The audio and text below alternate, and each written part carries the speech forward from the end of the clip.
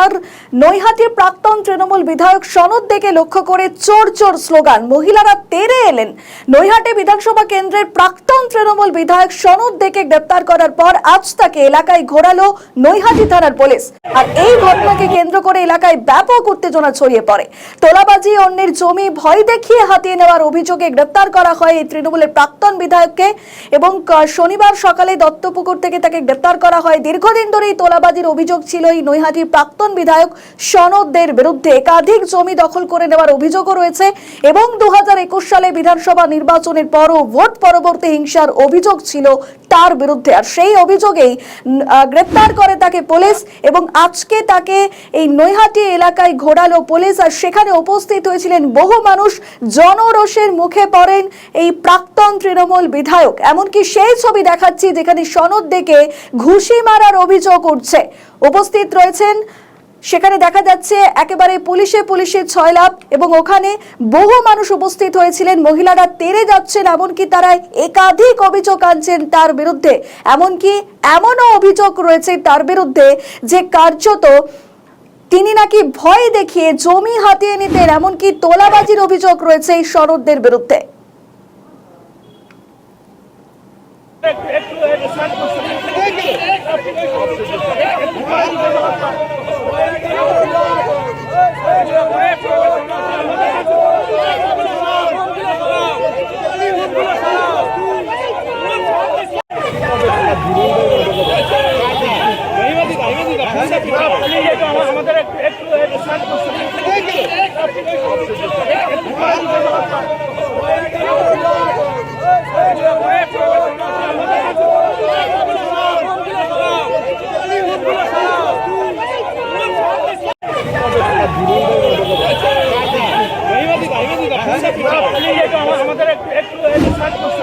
ওর শাস্তি এখনো পুরো হয়নি।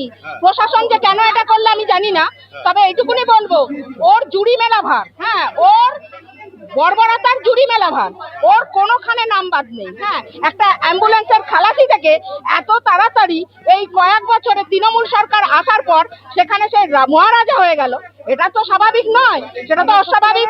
বুঝতে পারছেন এই জনসাধারণের টাকা কিভাবে ও তুলেছে, সে যারা দিয়েছে তারা জানে। আর ও মহিলাদের কোনোদিন কোনো সম্মান করেনি।